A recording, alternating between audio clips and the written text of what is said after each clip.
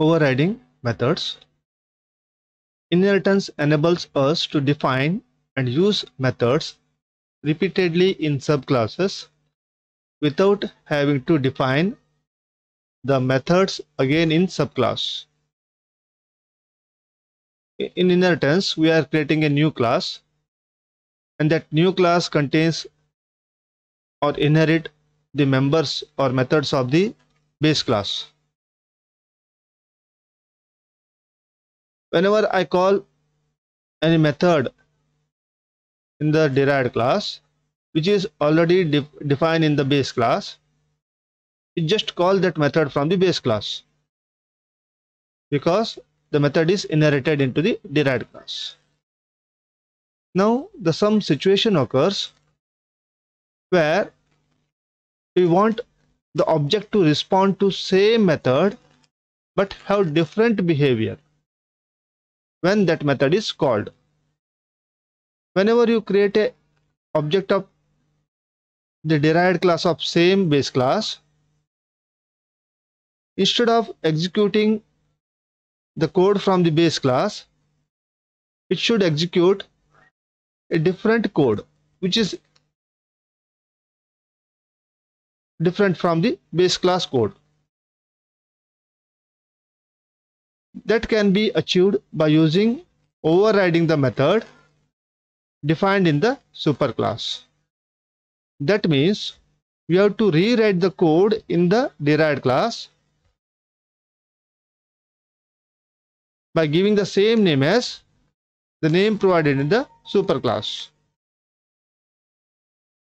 This is possible by defining method in the subclass that has the same name. Now the point is here, same name, same parameter or same arguments, as well as the same return type. Now what I have to use? I want to create one method in the derived class or subclass. The method name is same as the method in the base class. Its parameter or arguments is also same, and the return type is also same. And that method you have to create in the subclass. When that method is called, the method definition in the subclass is invoked and executed instead of one in the superclass. This is known as overriding. Whenever you create an object of derived class and call that method, instead of calling from the base class, it will call that method from the derived class. So this is called as overriding. A separate set of code will be executed. So it is called as overriding. For this, I have created one example here where I have override a method called as display. Now I have two classes, super and sub. Super is actually a base class. Using this super class, I have created a subclass. This superclass contains some members like instance variable x, one constructor, and one method called as display. Now this constructor is used to initialize the value of x, and this display actually used to display the value of x. It will display the value of x. Now here I have created one more class called as sub. This sub class actually extends the base class called as super. The meaning here is this sub contains x as well as display as the member here. Okay. Now in the sub I have created one more instance variable y. Then I have created one constructor here which will take the two parameter, one for superclass x and one for y here in the derived class. Now I have overridden here a method called as display. Now see, in the base class I already have a method called as display. I override this one here in the display as a derived class. If you see properly here, return type is also same, method name is also same, and parameter is also same. Both are empty here. The method definition, the method declaration should be here same as the method declaration here. Both has the same type of declaration, void display with no parameters. Then it is called as method overriding. If you add some parameter here, it's not a method overriding, it's called as a method overloading. If the parameter is mismatched, then it is called as method overloading.